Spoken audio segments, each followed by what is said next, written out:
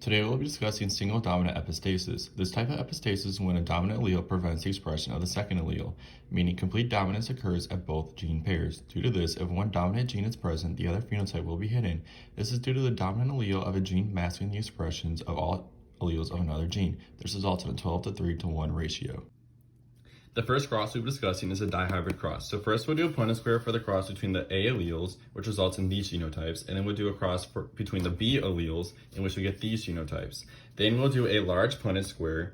From there we can see that we will have 9 big A, big B, 3 big A, little b, 3 little a, big B, and 1 little a, little b. However, due to single dominant epistasis from the dominant A allele in both the big A, big B, and big A, little b, the same phenotype will be expressed, while the little a, big B, and little a, little b will continue to express their respective phenotypes. Now we're going to talk about the pathway for the first cross. On the left, we have the red butterfly in all its glory. The first genotype, big A, big B, would not be able to move from precursor to intermediate due to having a big A allele, so it will result in 9 red butterflies. The genotype big A, little b, also will not be able to move from precursor to intermediate due to also having a big A allele, meaning it will result in 3 red butterflies. The third genotype, little a, big B, also would be able to move to intermediate due to having 2 little a's, and would also be able to move to the end product due to having the big B allele, resulting in 3 blue butterflies. Finally, the genotype little b, would be able to move to the intermediate stage, but not the end stage due to having 2 little b's, resulting in 1 black butterfly. The second cross we'll be discussing is a non-dihybrid cross in butterflies. So first we'll do a Punnett square for the cross between the A alleles, which would result in these, and one for the B alleles, which will result in these. Then we'll do a Punnett square between all these genotypes. These are the results from them.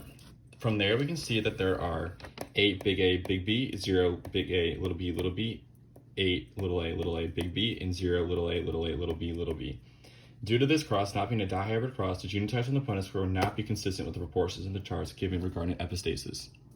Now we're going to talk about the second non-dihybrid cross. The first genotype, big A, big B, would not be able to move from precursor to intermediate due to having a big A allele, so it would result in 8 red butterflies. The genotype big A, little b does not exist in this cross due to not being within the Punnett square.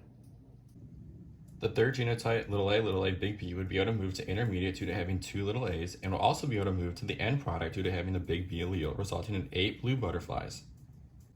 And finally, there would be no black butterflies in this specific cross due to no little a, little b genotype. And then this is my reference for the video information. Thank you.